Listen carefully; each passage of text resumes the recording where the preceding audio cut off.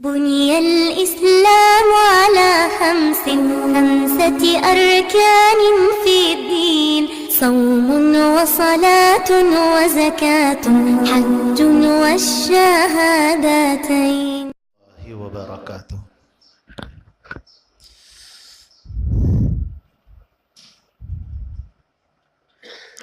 الحمد لله وكفى وسلام على عباده الذين اصطفى أما بعد فاعوذ بالله من الشيطان الرجيم بسم الله الرحمن الرحيم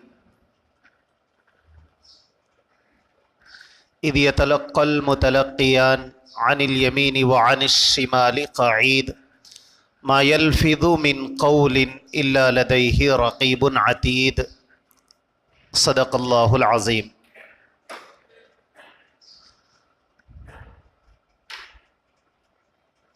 عن ابی ہریرہ رضی اللہ عنہ قال قال رسول اللہ صلی اللہ علیہ وسلم آیت المنافق ثلاث اذا حدث کذب واذا وعد اخلف واذا اؤتمن خان او کما قال علیہ الصلاۃ والسلام. قابل احترام بزرگوں عزیز ساتھیوں،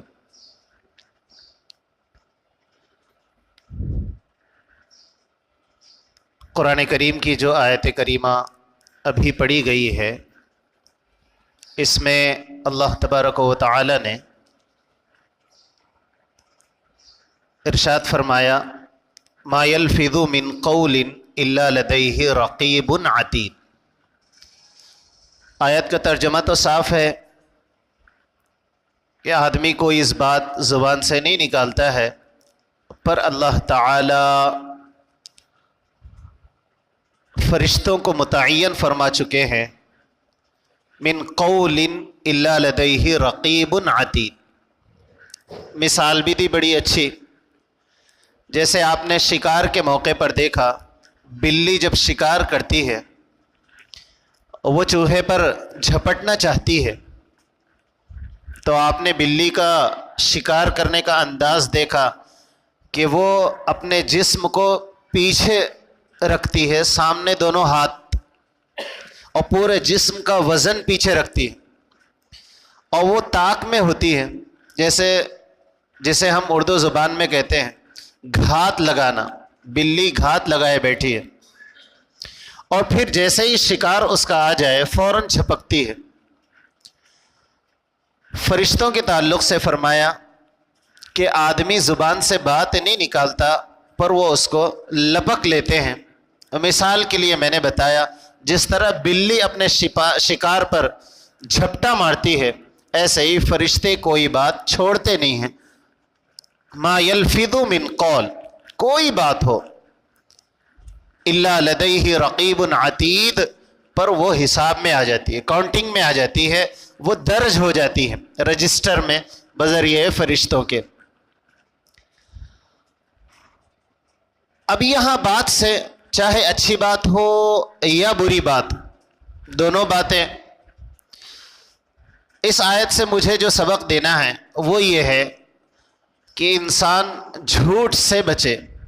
جھوٹ انتہائی مہلک بیماری، خطرناک بیماری ہے، اور اس بیماری سے انتہائی احتیاط کرنا ہے، اس سے بچنا ہے. وجہ اس کی یہ ہے کہ احادیث میں جگہ جگہ پر روکا گیا، سکھایا گیا، اور بہت ساری جگہوں پر واقعات کے ضمن میں بتایا گیا کہ جھوٹ انتہائی سنگین جرم ہے. اچھا، جرم تو بہت سارے ہیں کہ آدمی گناہ کرتا ہے، 50 قسم کے گناہ ہیں. ایک حدیث مبارکہ میں سرکار دو عالم صلی اللہ علیہ وسلم کے متعلق حدیث میں بات ملتی ہے کہ آپ ایک مرتبہ بیٹھے ہوئے تھے، ٹیک لگائے بیٹھے ہوئے. اب دیکھیے، راوی جو بیان کرتے ہیں کیفیت کو بھی بیان کرتے ہیں. مقصود کیا ہے؟ مقصود یہ ہے بات کتنی اہمیت والی. راوی کہتے ہیں، حدیث مبارکہ میں آتا ہے کہ اللہ کے نبی ٹیک لگائے ہوئے بیٹھے ہیں۔ اللہ کے نبی صلی اللہ علیہ وسلم نے صحابہ سے پوچھا کیا میں تمہیں بڑے بڑے گناہ کے بارے میں نہ بتاؤں؟ صحابہ نے عرض کیا اللہ کے نبی ضرور بتائیے۔ اللہ کے نبی صلی اللہ علیہ وسلم نے 3 گناہوں کا تذکرہ کیا۔ سب سے پہلا جو گناہ ہے، اللہ کے نبی صلی اللہ علیہ وسلم نے فرمایا اللہ کے ساتھ کسی کو شریک مت ٹھہراؤ۔ شرک، ظاہر سی بات ہے، شرک سنگین گناہوں میں سر فہرست پر آنے والا، اس لیے کہ اللہ تعالی نے قرآن کریم میں صاف طور پر اعلان فرمایا شرک اللہ معاف نہیں کرتے۔ اللہ کے نبی صلی اللہ علیہ وسلم نے پہلا جو لفظ فرمایا وہ یہ فرمایا شرک سے بچو، اور دوسرا جو جرم بتایا، بڑے گناہ گنوا رہے تھے، اللہ کے نبی صلی اللہ علیہ وسلم نے فرمایا والدین کی نافرمانی سے بچو۔ یعنی والدین کی نافرمانی اللہ کے نبی صلی اللہ علیہ وسلم خود فرما رہے ہیں بڑے گناہوں میں اس کا شمار کر رہے ہیں۔ تو اب راوی اس حدیث کو سننے میں ذرا توجہ سے میری بات آپ سنیں کہ راوی نے جب یہ بیان کیا کہ اللہ کے نبی نے پہلی مرتبہ جب کہا، یعنی پہلا جملہ شرک سے بچو، اور دوسرا جو جملہ کہا والدین کی نافرمانی سے بچو، تو اس کے بعد راوی کہتے ہیں اللہ کے نبی صلی اللہ علیہ وسلم جو ٹیک لگائے ہوئے تھے آپ نے ٹیک کو چھوڑ دیا، اور اس کے بعد اللہ کے نبی صلی اللہ علیہ وسلم نے فرمایا جھوٹ سے بچو۔ 3 مرتبہ، 1 مرتبہ نہیں، 3 مرتبہ اس جملے کو دہرایا۔ اس سے یہ بات سمجھ میں آتی ہے کہ یہ سنگین جرم ہے، جھوٹ کا بولنا، دھوکہ دینا سنگین جرم ہے۔ اچھا، اس میں مصلحت بھی دیکھیں کہ بعض مرتبہ کوئی بات بولی جاتی ہے تو جب 2 لفظ ساتھ میں بولے جا رہے ہیں، 3 لفظ ساتھ میں بولے جا رہے ہیں، تو اس میں کوئی جوڑ بھی ہوتا ہے۔ آپ نے جب اس لفظ کو بولا، آپ نے اللہ کے نبی صلی اللہ علیہ وسلم نے اس کو جب بتایا تو ساتھ میں یہ بتایا کہ اس کو جوڑا گیا شرک کے ساتھ، یعنی شرک سے بچو، والدین کی نافرمانی سے بچو، جھوٹی گواہی، جھوٹ سے بچو۔ اس سے گناہ کے سنگین ہونے کا، گناہ کے سخت ہونے کی طرف اشارہ ہے۔ اللہ تعالیٰ سے دعا ہے اللہ تعالی ہم سب کی حفاظت فرمائے۔ اچھا، جھوٹ کہتے کس کو ہیں؟ تو سب سے بڑی غلطی جو ہوتی ہے کہ ہم نے جھوٹ کو مخصوص کر دیا ہے۔ عام بول چال میں ہم جھوٹ بولتے ہیں تو سمجھتے ہیں اس کی اجازت ہے، اور بہت ساری مروجہ شکلیں، عام رواج بن گیا تو پھر جھوٹ کا کوئی مسئلہ نہیں، گویا جھوٹ جھوٹ ہی نہیں رہا۔ شریعت کے اندر بڑی سختی سے جھوٹ سے روکا گیا۔ اچھا، کچھ شکلیں میں آپ کو گنواؤں، جیسے مثال کے طور پر ہمیں جاب کی ضرورت ہے، فرض کر لو ہمیں سعودی عرب جانا ہے، دبئی جانا ہے، یا کسی ایسی کنٹری کو جانا ہے جہاں ہمیں کمائی کے لیے وہاں پہنچنا ہے۔ کیا کرتے ہیں بچپن سے؟ بولتے ہم نے پڑھا ہے اور فلاں دکان پر کام کیا ہے، پر ہم نے سنا ہے الیکٹریشین کا بڑا اچھا ویزا آیا ہے، لیکن اس کے لیے قید ہے کہ سرٹیفکیٹ چاہیے۔ تو اب جو ہے الیکٹریشین کی جو کمپنیاں ہیں ان کے پاس گئے اور سرٹیفکیٹ لکھا لیا، لکھا ہوا ہے، کچھ پیسے دیے، کچھ پیسے پے کیا، اور انہوں نے سرٹیفکیٹ دے دیا کہ یہ بندہ ہے 5 سال تک ہمارے پاس اس نے کام کیا ہے۔ اب آپ بتائیے، عام رواج ہے ایسے سرٹیفکیٹوں کا، عام رواج، کسی جگہ جاب کرنا ہے کمپنی میں، آسان بات ہے، کسی دکان سے لکھا لو، کسی کمپنی سے لکھا لو کہ آپ نے اتنے سال کام کیا ہے، گویا یہ سرٹیفکیٹ ہے آپ کی، یہ ضمانت دے رہا ہے، یہ آپ کی گواہی دے رہا ہے کہ آپ نے 5 سال تک فلاں کام کیا ہے، جبکہ واقعے کے بالکل خلاف آپ نے کوئی کام نہیں کیا۔ حد تو یہ ہے آپ کو کام بھی نہیں آتا، جس کام پر آپ جانا چاہ رہے ہیں حد تو یہ ہے کہ وہ کام بھی نہیں آتا، نہ اس کا نالج ہے، نہ آپ نے جہاں سے سرٹیفکیٹ لیا ہے وہاں آپ نے کام کیا ہے، بس سرٹیفکیٹ ہے اور باہر چلے گئے، اور ہم نے کمپنی کو دھوکہ دے کر وہاں سے جاب حاصل کی۔ آگے بڑھ کر مثال کے طور پر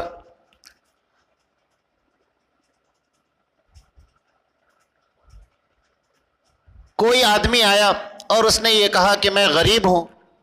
آج کل مسجدوں کے باہر ہر روز کوئی نہ کوئی ایک پلیتا لے کے آ جاتا ہے، لکھا ہوا ہوتا ہے کہ میں غریب ہوں، میں غریب خاتون ہوں، میں غریب آدمی ہوں، اور میرے اتنی لڑکیاں ہیں، اتنے لڑکے ہیں، دیکھیں نیچے اسٹامپ لگا ہوا ہے، اور ایسے اسٹامپ لگے ہوئے اللہ رحم کرے، ایک ایک نہیں 4 مدرے لگے ہوئے ہیں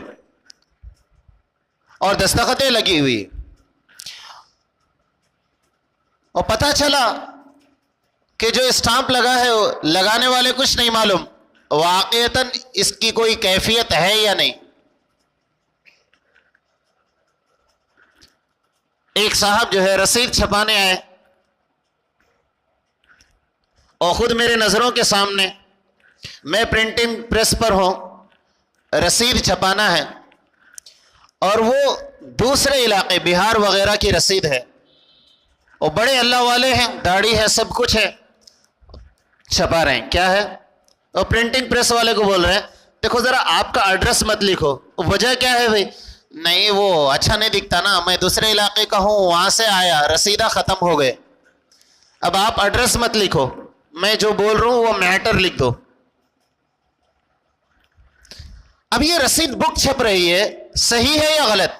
کوئی تصدیق کرنے والا نہیں، نام لکھ دیے، اس میں نام لکھا ہوا ہے، باضابطہ طور پر نام لکھا ہوا ہے، سب کچھ ہے، جھوٹ کی بنیاد پر۔ اب اللہ جانتا ہے صحیح ہے یا جھوٹ، کسی کے اوپر الزام نہیں لگانا ہے، پر جھوٹ جھوٹ ہی ہوتا ہے۔ کئی جگہ کے دستاویز آ رہے ہیں، بلکہ مفتی شفیع صاحب جو معرف القرآن لکھنے والے ہیں، انہوں نے اپنا واقعہ لکھا، لوگ آتے ہیں میرے پاس تصدیق کے لیے کہ بیمار ہے، فلاں ہے، ایسا ہے، چنا ہے۔ حضرت نے فرمایا بھئی اگر آپ کو واقعتاً معلوم ہے، اس کے حالات سے علم ہے، جو وہ چاہتا ہے اس کی تصدیق آپ کرنا چاہتے ہو، بخوشی کریں۔ اگر آپ کو علم نہیں ہے اور پھر بھی لکھنا ہے تو جتنا معلوم ہے اتنا ہی کرو، زیادہ مت رکھو، اور نہیں معلوم تو کہہ دو کہ بھئی میں نہیں کر سکتا تصدیق، میں سرٹیفکیٹ نہیں دے سکتا۔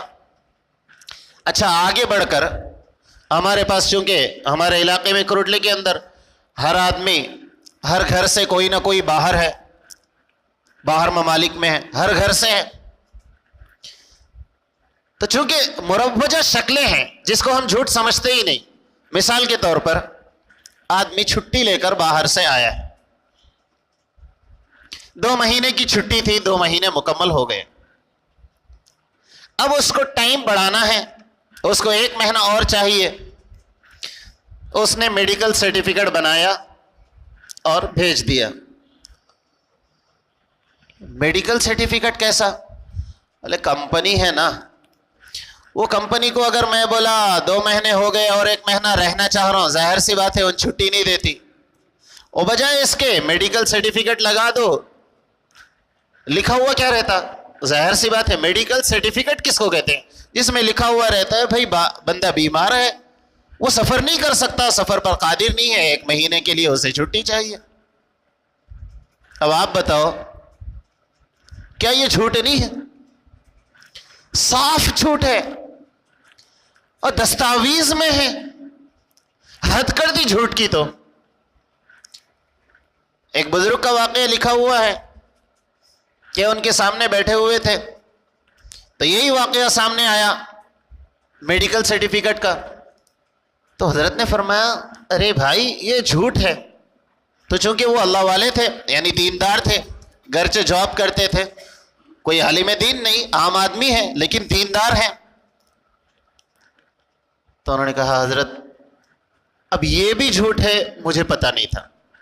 یعنی جھوٹ کو اتنا بولا گیا، اتنا بولا گیا، اتنا بولا گیا کہ جھوٹ کی برائی بھی ختم ہو گئی۔ اب لوگ اس کو جھوٹ بولنا بند کر، ختم ہو گیا کہ لوگ اس کو جھوٹ سمجھنا بھول گئے، اور لوگ اس کو سمجھتے ہیں یہ تو چلتا نا، اس کے بغیر کہاں ہوتا۔ حدیث میں آتا ہے آدمی جب جھوٹ بولتا ہے، جھوٹ بولتا ہے نا، آدمی جب جھوٹ بولتا ہے تو جس طرح عطر لگانے سے خوشبو آتی ہے، گندی کوئی چیز لگ جانے سے اس کی بدبو آتی ہے، روحانی خوشبو اور روحانی بدبو بھی ہوا کرتی ہے۔ تلاوت کرو تو خوشبو پھوٹتی ہے، آپ نماز پڑھو تو اس کی اپنی خوشبو ہوتی ہے، آپ ذکر کرو اس کی اپنی خوشبو ہوتی ہے، تو اسی طرح جھوٹ بولنے پر اس کی ایک بدبو نکلتی ہے۔ ایسا نہیں ہے کہ جھوٹ کی بو نہیں ہوتی، روحانی بدبو ہوتی ہے۔ حدیث میں آتا ہے آدمی جب جھوٹ بولتا ہے فرشتے 1 میل اس سے دور ہو جاتے ہیں اس بدبو کی وجہ سے۔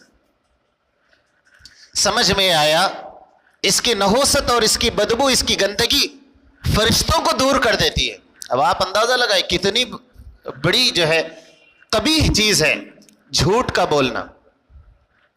اچھا جھوٹ کی اجازت سرے سے نہیں ہے، آپ جھوٹ بول ہی نہیں سکتے، یا بول بھی سکتے ہیں۔ آپ کو بتاؤں شریعت کے اندر جھوٹ کی بھی اجازت ہے، بول سکتے ہیں جھوٹ، پر اس کی جگہیں ہیں، ہر جگہ جھوٹ بولا نہیں جاتا، اس کی جگہیں ہیں۔ شریعت میں 3 موقعوں پر جھوٹ کی اجازت دی۔ کتنے موقعوں پر؟ 3 جگہوں پر شریعت نے جھوٹ کی اجازت دی۔ مثال کے طور پر شوہر اپنی بیوی کو خوش کرنے کے لیے، اس کی طبیعت کو خوش کرنے کے لیے، اس کو راضی کرنے کے لیے، جھگڑوں سے بچنے کے لیے، شوہر اپنی بیوی کو خوش کرنے کے لیے کبھی کبھی مکمل جھوٹ بول سکتا ہے، یہ نہیں بول رہا ہوں، شریعت نے اجازت دی ہے کہ وہ بیوی کو خوش کرنے کے لیے جھوٹ بول سکتا ہے کہ میں نے آتے وقت فلاں چیز دیکھی ہے، انشاءاللہ میں آپ کے لیے وہ لا دوں گا، بیوی خوش ہو جائے گی۔ ایسے ہی شریعت نے کہا جنگ کا موقع ہے، جان جانے کا خطرہ ہے، آپ جھوٹ بول سکتے ہیں، جھوٹ بول سکتے ہیں، جان جانے کا خطرہ ہے، آپ جھوٹ بول سکتے ہیں۔ ایسے ہی 2 آدمیوں کے درمیان لڑائی ہے، آپس میں جھگڑا ہو گیا، میاں بیوی میں جھگڑا ہو گیا، یا دونوں فریقین میں جھگڑا ہو گیا، اور ہم نے یہ چاہا کہ چلو جا کر اس کو بتا دیں، تو آپ گئے بھائی آپ کے وہ ہمدرد ہیں، آپ ان کو اپنا دشمن سمجھ رہے ہیں، میرے سامنے آپ کی تعریف کر رہے تھے، ہاں آپ کی دشمنی برابر ہے، فلاں جگہ پر آپ کا جو ہے آپس میں معاملہ ہوا، لیکن جب میں ان سے تفصیل سے بات کیا تو ان کے دل میں آپ کی بہت ہمدردی ہے، ایسا ایسا آپ کے بارے میں بول رہے تھے، معاملہ تو ہوا لیکن آپ کو بہت اچھا سمجھتے ہیں، جب آپ نے تعریف کر دی تو پھر وہ بھی بولے گا بھائی میں بھی ان کو تھوڑی برا سمجھتا ہوں، میں بھی ان کو اچھا ہی سمجھتا ہوں، فلاں موقع پر انہوں نے بھی میرے ساتھ بہت اچھا معاملہ کیا تھا، ان کے دل میں آپ نے ان کے تعلق سے اچھائی ڈال دی۔ پھر ان کے پاس آپ نے کہا بھائی آپ تو بول رہے تھے ان کے ساتھ ایسا ایسا معاملہ ہے، میں ان کے پاس بیٹھا تو پتا چلا آپ کی تعریفیں کر رہے تھے۔ اب آپ نے دونوں فریق کے درمیان تھوڑا سا جھوٹ کا استعمال کیا اور دونوں کے دلوں کو آپ نے ملا دیا، دشمنی کو ختم کر دی، شریعت اس کی اجازت دیتی ہے، لیکن یہ کچھ جگہیں ہیں جہاں پر جھوٹ بولا جا سکتا ہے، لیکن حتی الامکان یہاں پر بھی کھلے طور پر جھوٹ نہیں بولنا ہے، حتی الامکان جھوٹ سے بچنا ہے۔ توریہ استعمال کرو، یعنی ایسا جھوٹ ہو کہ جو دو معنی والا ہو۔ میں آپ کو احادیث سے، اللہ والوں کے واقعات سے 2-3 باتیں بتاتا ہوں کہ کیسے وہ لوگ جھوٹ سے بھی بچتے تھے، جبکہ عین جھوٹ بولنے کی اجازت شریعت دے رہی ہے۔ حضرت قاسم نانوتوی رحمۃ اللہ علیہ کے بارے میں لکھا ہوا ہے، آزادی کے موقع پر، یعنی ہمارے ہندوستان کے آزاد ہونے سے پہلے آپ کے اوپر وارنٹ جاری ہو گیا تھا گرفتاری کا۔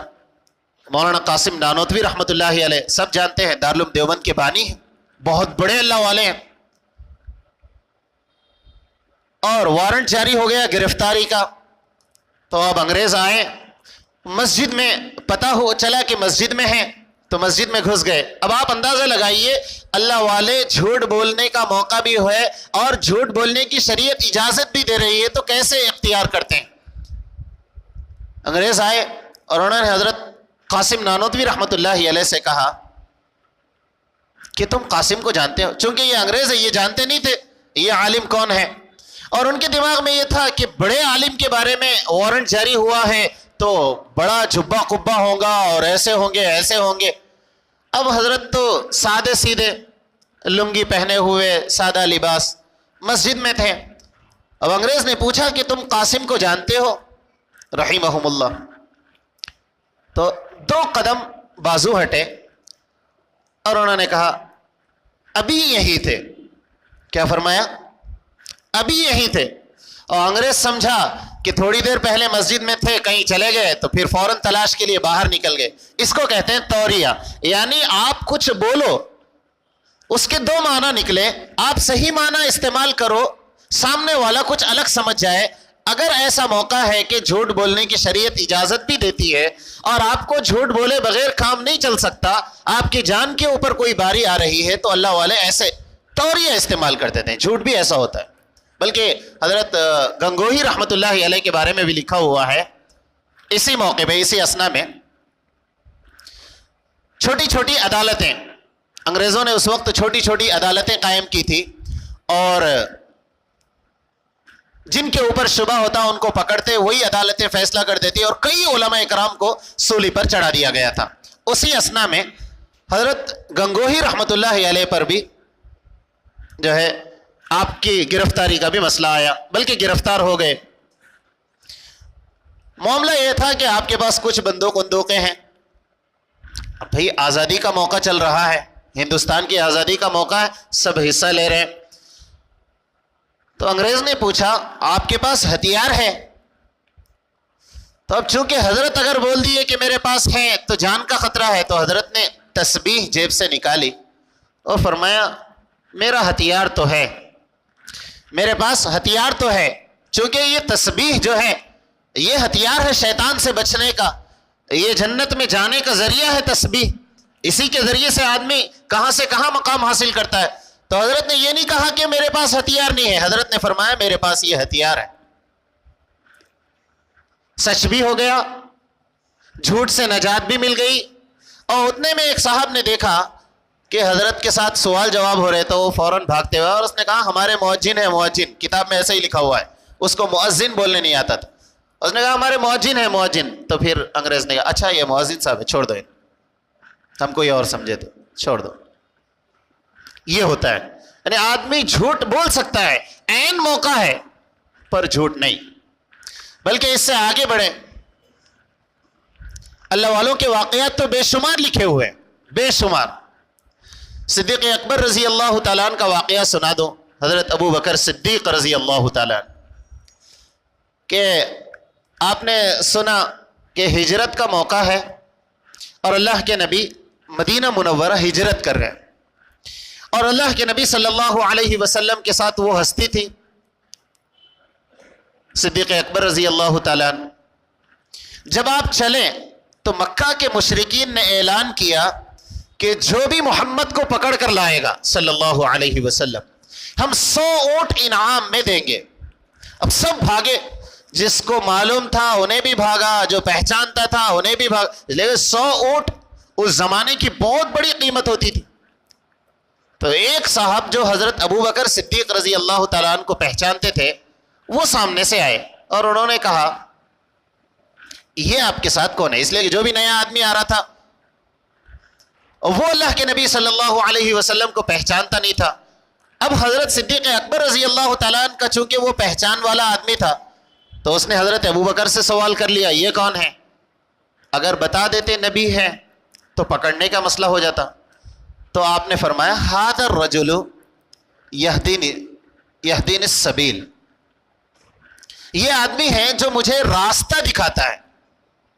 ظاہر سی بات ہے حضرت ابو بکر صدیق رضی اللہ تعالیٰ عنہ نے ذہن میں یہ سوچا کہ یہ میرے نبی ہیں، مجھے دین کا راستہ دکھاتے ہیں، مجھے جنت کا راستہ دکھاتے ہیں، اور وہ سمجھا کہ جیسے اونٹ کے ذریعے سے جنگل پار کرا دینا، آج کے دور میں آپ کو حیدرآباد جانا ہے یا کسی علاقے میں جانا ہے تو آپ ڈرائیور کا سہارا لیتے ہیں، وہ آپ کو چھوڑ دیتا ہے، راستہ بتانے والا ہوتا ہے، تو وہ سمجھا کہ بھئی یہ راستہ بتانے والا ہے، توریہ کا استعمال۔ اللہ کے نبی صلی اللہ علیہ وسلم کی زندگی آپ اٹھا کر دیکھیں، آپ مذاق بھی کرتے تھے تو جھوٹ نہیں ہوتا تھا۔ اچھا میں نے یہ جھوٹ کا موضوع کیوں باندھا؟ مجھے ایک سبق دینا ہے۔ وہ سبق یہ ہے کہ آج سے ایک دن بعد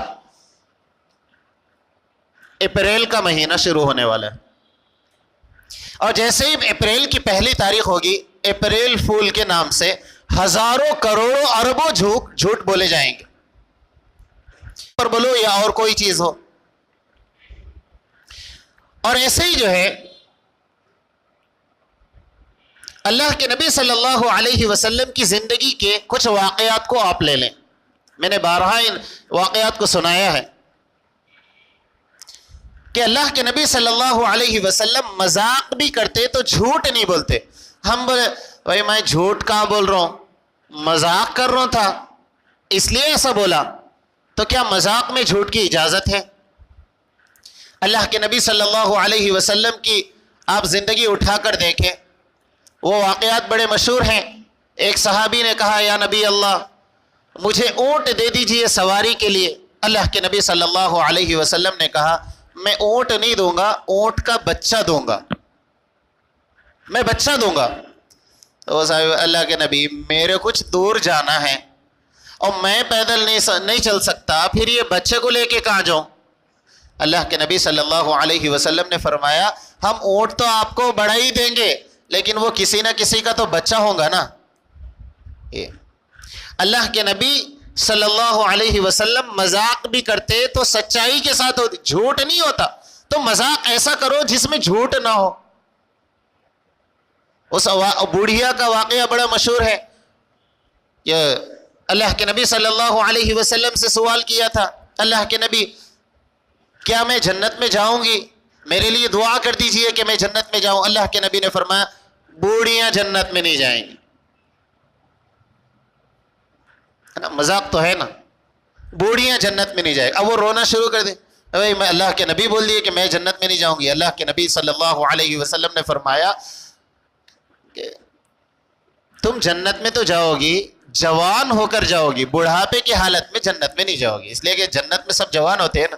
آپ نے جنت کے قصے سنے، جنت کے حالات سنے، اللہ بار بار پڑھنے کی توفیق عطا فرمائے، بار بار جنت کا جو ہے تذکرہ کرنے اور وہاں کے حالات سے واقف ہونے کی توفیق عطا فرمائے۔ مذاق بھی ہوتا تو ایسا ہوتا، آپ جھوٹ نہیں بولتے، اس میں جو بولا جاتا حقیقت ہوتا اور اس کے اندر مذاق ہوتا۔ تو اس سے دو باتیں سمجھ میں آئی کہ اگر آپ مذاق کریں تو مذاق میں جھوٹ نہیں بول سکتے، سچ اس کے ساتھ، جھوٹ تو وہ تو جھوٹ ہی ہے، سنگین جرم ہے۔ اللہ تعالی ہم سب کی اس سے حفاظت فرمائے، اس لیے کہ جھوٹ جو ہے حدیث مبارکہ میں نے ابتدا میں پڑھی ہے اور ایک آیت کریمہ، آیت میں تو یہ ہے جو بات آدمی نکالے گا فرشتے اس کو محفوظ کر لیں گے۔ اب جھوٹ ہمارا لکھا جا رہا ہے، اور حدیث مبارکہ میں ہے کہ منافق کی 3 علامتیں ہیں، اذا حدث جب بھی وہ بات کرے گا جھوٹی بات کرے گا. وَإِذَا وَعَدَ أَخْلَفَ، وعدہ کرے گا خلاف ورزی کرے گا. اب جھوٹ کی مروجہ صورتوں کو میں آپ کو گنواؤں، ایک نہیں 50 جھوٹ کی شکلیں ہیں، 50. اور کاروبار میں تو انگنت جھوٹ بولا جاتا ہے، کاروبار میں انگنت جھوٹ، اور اس کو جھوٹ سمجھتے ہی نہیں. ہم لوگ جھوٹ سمجھتے ہی نہیں. مثال کے طور پر ایک اخیری مثال دے دوں جو ہمارے کاروبار میں عام طور سے چلتی ہے، اور میں جب بھی اس بات کو بولتا ہوں یا ہمارے بیٹھکوں میں کوئی بات ہوتی ہے تو لوگ صاف الفاظ میں بولتے تھے. وہ کیا بولتے ہیں میں آپ کو سناتا ہوں. زمینوں کی جو ڈیلنگ ہے، زمینوں کی جو ڈیلنگ ہے اکثر جھوٹ پر دار و مدار ہے. اور جیسے ہی کبھی اگر بولا جائے بھئی یہ کاروبار، خاموش بیٹھو، بڑے بڑے عالموں کو دیکھ رہا ہوں میں کاروبار کر رہے. گویا بولنے کا ان کا مطلب یہ ہوتا کہ بھئی بڑے بڑے عالمہ یہ کاروبار کر رہے ہیں. تو آپ یہ بتاؤ جھوٹ تو جھوٹ ہی ہوا نا. کوئی عالم کرے تو جھوٹ، کوئی مفتی کرے تو جھوٹ، عام آدمی کرے تو جھوٹ، جھوٹ جھوٹ ہی ہوتا. لیکن انہیں ایسا کہیں کو بولا کہ بڑے بڑے عالم کر رہے ہیں. اس کے دماغ میں بیٹھ کے ہے اپن زندگی بھر زمینوں کا کاروبار جھوٹ سچ کرے. اس کا مطلب کوئی عالم کر رہا تو انہیں بھی جھوٹ سچ کر رہا ہوں گا، انہیں بھی اپنے جیسا ہے. یعنی انہیں اپنی زندگی کو عالم کی زندگی پہ فیصلہ کر لیا. ہر کام جھوٹ سچ ہوتا کیا؟ صحیح طریقے سے نہیں ہوتا. ہزاروں لوگ ہیں زمینوں کے کاروبار کرنے والے، کبھی جھوٹ نہیں بولتے.